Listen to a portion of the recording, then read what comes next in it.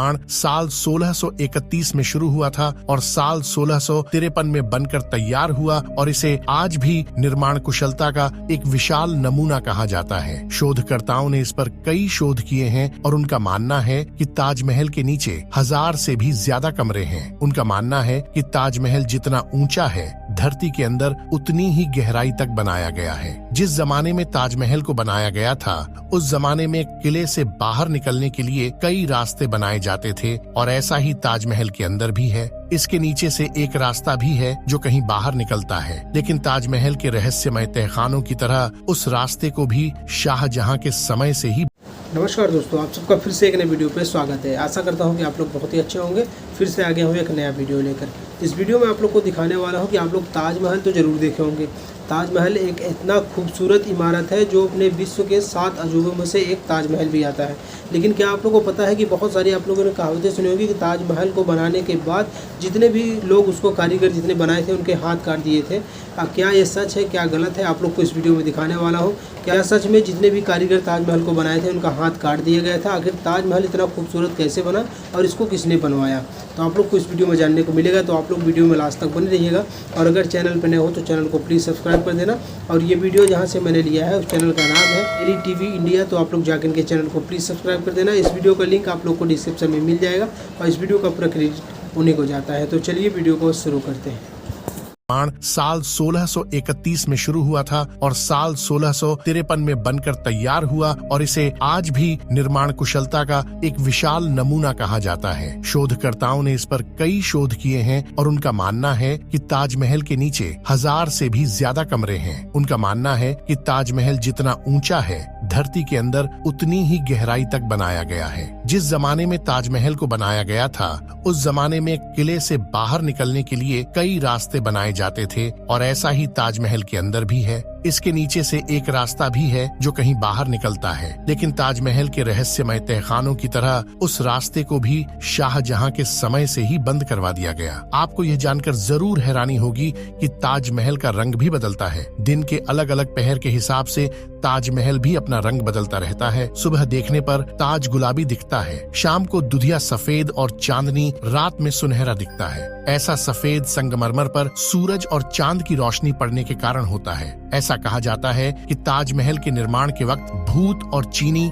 इसकी नींव नहीं रखने देते थे। वे बार बार इसे ध्वस्त कर देते हैं और कारीगरों को डराकर भगा देते थे। ऐसे में शाहजहां ने भूत जिन्न को वहां से भगाने के लिए इमामों की राय ली। इमामों ने शाहजहां को 12 में बुखारा शहर के पीर हजरत अहमद बुखारी को बुलाने का सुझाव दिया था। तब बादशाह के बुलावे पर पीर अपने 4 भाइयों और सैकड़ों सहायकों के साथ आगरा आए। चारों पीर बंधुओं ने आगरा में ताजमहल के न्यू परिसर में पहुंचकर कुरान के करने पड़े थे। इसके बाद शाहजहां के हाथों नींव रखवाकर ताजमहल को बनवाने का काम शुरू कराया गया। तब कहीं जाकर इसका निर्माण शुरू हो सका। इन 4 पीर बंधुओं की मजार ताजमहल के चारों तरफ बनी हुई है। माना जाता है कि जब तक यह मजार यहाँ है ताजमहल और कुछ भी नहीं होगा। साल 1934 में दिल्ली के एक निवासी ने दीवार पर एक छेद के जरिए ताजमहल के तहखाने के अंदर जो कमरे थे उसमें झांक कर देखा था। इस आदमी ने देखा कि वह कमरा स्तंभों से बना एक बड़ा हॉल था और वह स्तंभ हिंदू देवी देवताओं की मूर्तियों से भरा पड़ा था। उस आदमी के अनुसार कमरे में रोशनदान बने हुए थे जो आमतौर पर बड़े हिंदू मंदिरों में देखने को मिलते हैं। उन रोशनदानों को संगमरमर के पत्थर से ढका गया था, जिसे देखकर लगता है कि किसी ने वहाँ हिंदू मूल को छुपाने का पूरा प्रयास किया था। वहाँ का स्थानीय लोगों का भी मानना है कि ताजमहल पहले एक हिंदू मंदिर था जो तेजो महालय नाम से प्रसिद्ध था। बाद में इसे ताजमहल का रूप दे दिया गया, परंतु सच्चाई क्या है यह आज भी किसी को नहीं पता। भारतीय पुरातत्व सर्वेक्षण ने 22 कमरों को इसलिए बंद कर रखा है ताकि इस कमरे में छिपे समुदाय के चलते भविष्य में दंगे न हों। सबसे मजेदार बात तो यह है कि कुतुब मीनार नाम की जिस इमारत को हम सबसे ऊंची इमारत कहते हैं, ताजमहल उससे भी ऊंचा है। कुतुब मीनार को देश की सबसे ऊंची इमारत कहा जाता है, लेकिन इसकी ऊंचाई ताजमहल के सामने छोटी पड़ जाती है। सरकारी आंकड़ों के अनुसार ताजमहल कुतुब मीनार से 5 फीट ज्यादा ऊंचा है। ताजमहल को देखने के लिए एक दिन में सबसे ज्यादा भीड़ इकट्ठी होती है। पूरी दुनिया में कोई ऐसी दूसरी इमारत नहीं है जहाँ एक दिन में इतने सैलानी इकट्ठे होते हों। ताजमहल को देखने के लिए पूरी दुनिया से 12,000 के आसपास सैलानी हर रोज आगरा की ओर रवाना होते हैं। क्या आप शाहजहां के सपने के बारे में जानते हैं, जो उन्होंने अपनी बेगम मुमताज महल के लिए नहीं बल्कि अपने लिए देखा था?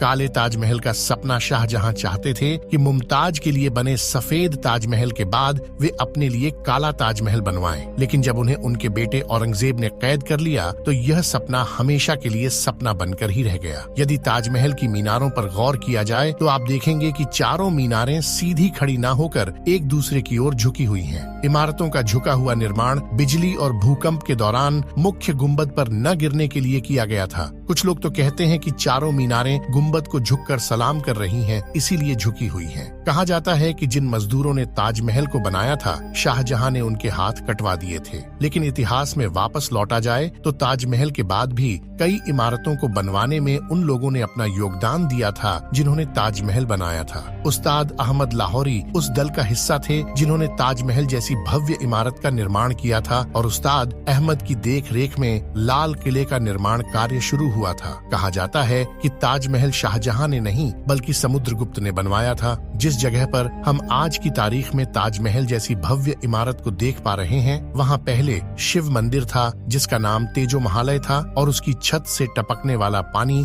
शिव जी के शिवलिंग पर बूंद बूंद करके टपकता था। इसके पीछे की एक कहानी यह भी है कि जब शाहजहां ने सभी मजदूरों के हाथ काटे जाने की घोषणा की ताकि वे कोई और ऐसी इमारत न बना सकें, तो मजदूरों ने इसकी छत पर एक छेद छोड़ दिया ताकि शाहजहां का खूबसूरत सपना पूरा न हो सके। ताजमहल कैंपस में लगे सारे फव्वारे एक साथ ही काम करते हैं और सबसे आश्चर्य में डाल देने वाली बात यह है कि ताजमहल में लगा हुआ कोई भी फव्वारा किसी पाइप से जुड़ा हुआ नहीं है, बल्कि हर फव्वारे के नीचे तांबे का टैंक बना है जो एक ही समय पर उभरता है और दबाव बनने पर एक साथ काम करता है। ये तो सभी